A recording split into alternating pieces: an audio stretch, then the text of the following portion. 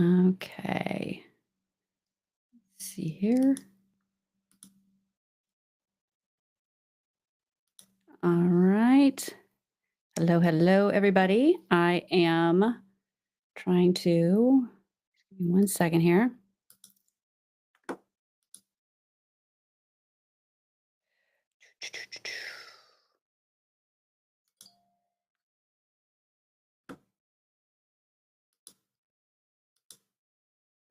Thank you for being patient while I'm figuring this out. Okay, so I'm going to mute that.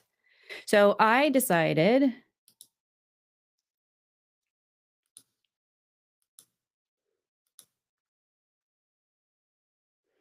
hmm.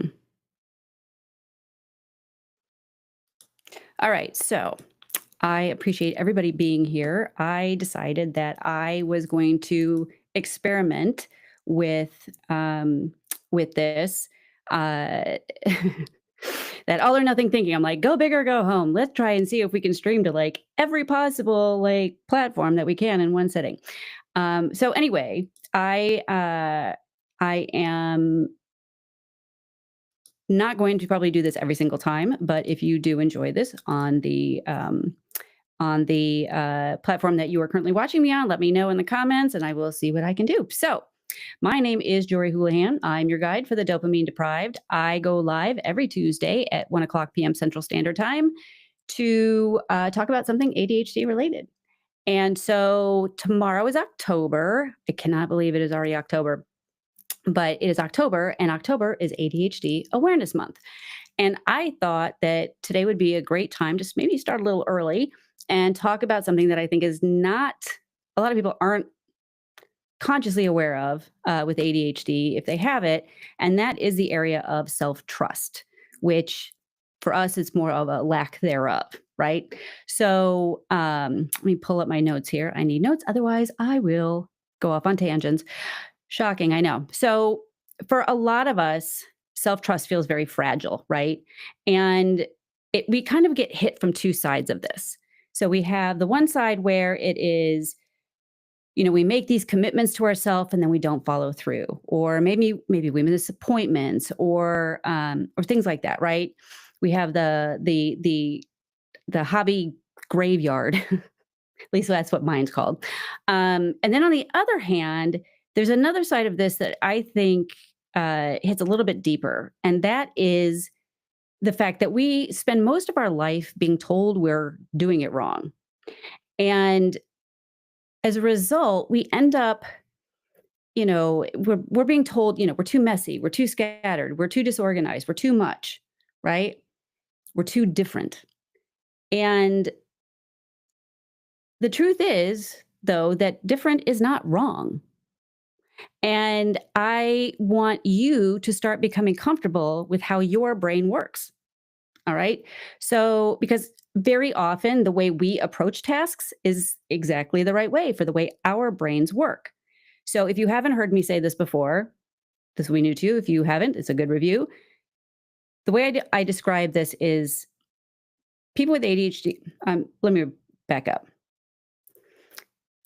The rest of the world was born with a PC brain, and we were born with Macs. And having the Mac brain isn't actually the issue. The issue is that we were given the PC manual to work with. We just have a different operating system. But very often we will end up at the same result doing it the way we do it, sometimes maybe even better. Just saying. But it is I want people to understand that it's not necessarily doing it wrong. You're just doing it the way your brain knows to do it, and that is okay. I want you to get comfortable with that part of it. It is okay to do things your way. And so, but when we get hit, right, by, first we don't follow through on our own things, but then also being told, from outsiders that we're not doing it the right way or whatever because it isn't their way, we really internalize that and we start not trusting ourselves and we start not trusting our decision making abilities, et cetera. And I think that's crap, if I must say so.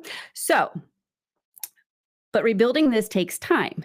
Now, some of this is pretty deep emotional work. And if you have a therapist, I highly recommend you talk to them about this because I think you can really get some good stuff done with that. And that's a little out of my scope, but these are some things that I can help with.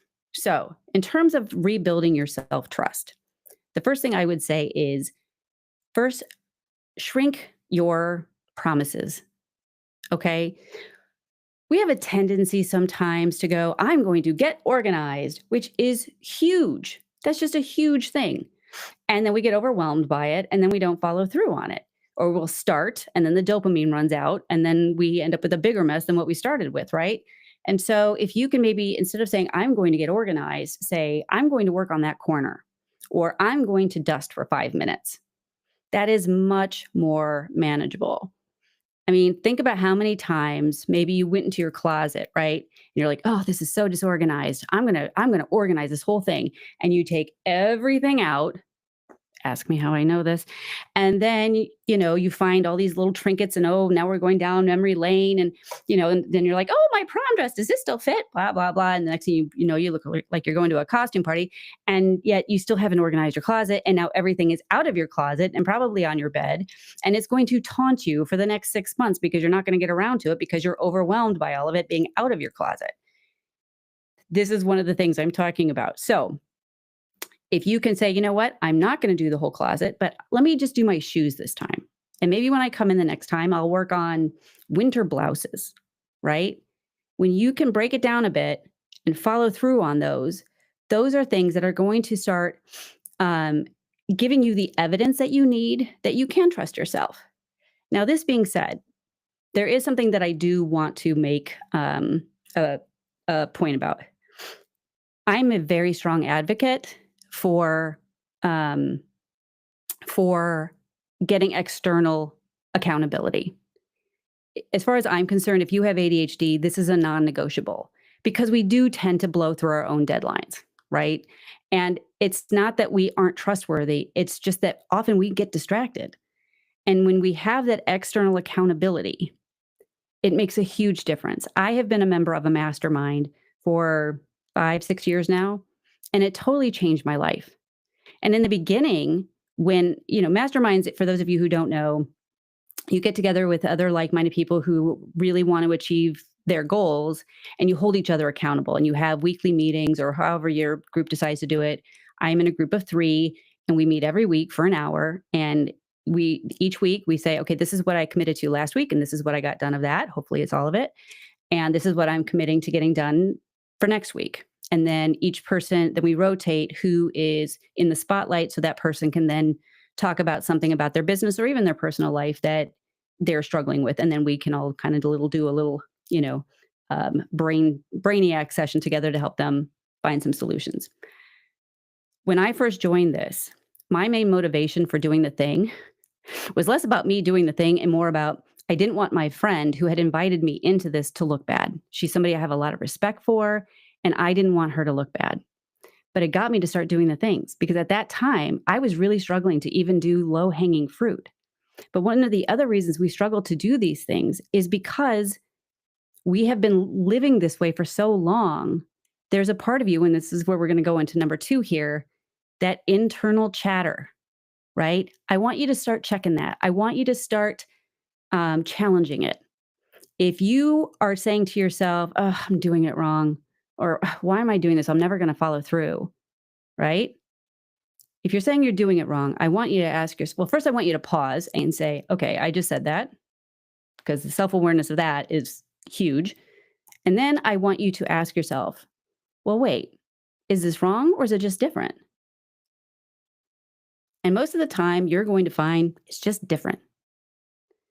And so I want you to then continue, right? If you feel comfortable. But when we really start to check and challenge how we think about things, because some of these things are so ingrained in us at this point, it is really hard to not think that way. But when you start to become aware of it and then you start to challenge it a little bit, you might be surprised just how much you realize, no, wait, I'm doing okay, right? And then the last thing I would recommend is celebrating both kinds of wins. So when you do follow through, I want you to celebrate it. And if you do something a different way and it works, I want you to celebrate it. Now, I also want to say this much. If you follow through and it's because you got external accountability, I don't want you to ever dismiss the achievement because you had external accountability. A lot of times people say, well, but I had help, whatever. I don't care. It doesn't mean you're less than. It doesn't mean you're less capable. To me, it's strategic and it's smart. And I want you to see it that way too. I wouldn't have 90% of what I have now if it was not for that external accountability. I know the power of it. So use it. It's really important. And I wish I had done it years ago. Now, let's say you do it your way, right? And it doesn't work out. Does that mean you go, oh, see, I just can't do this? No. This is where that lens of curiosity comes in. So my doing this thing today where I'm like trying to go live on all these different whatevers, this was a way of me first of all, it's an example of my all or nothing thinking, but also I trusted myself to have a sense of humor about it if it didn't work. And I trusted you all to have a sense of humor about it if it didn't work, right? And so by doing that, I'm willing to try more things and experiment more and be braver, right? So it's not working on one of them. Okay, well, now I know. And then I just go, okay, well, it didn't work on one. So let me figure out what went wrong and let me see if I can fix it, right? That's it. It's no big deal. In my book, there is no such thing as failure if you learn something from it, or at least try to. Okay, so that is a huge part of this. Don't not try things out of fear that you're going to not accomplish it because, first of all, more often than not, you are going to. And second of all, if you don't, you're going to learn something from it and you're going to do it better the next time. Okay? All right. So I also want you to remember that rebuilding trust with yourself takes time. You have lived like this your entire life, basically. So don't be like, oh, I don't trust myself yet. We are very impatient. My God, I have a big hair thing going on today. All right, whatever. Anyway, it's a go big or go home day. Anyway, it grows over time. But every time you follow through on something and every time you do it your way, you are going to rebuild that trust in yourself. Okay? It does happen.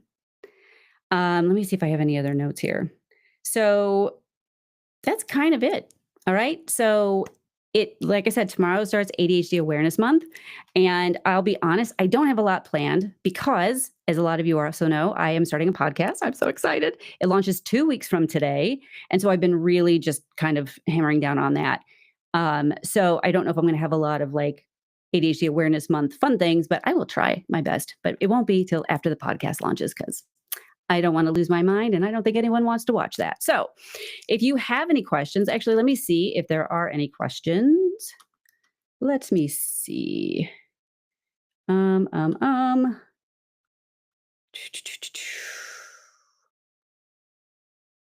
Let me see.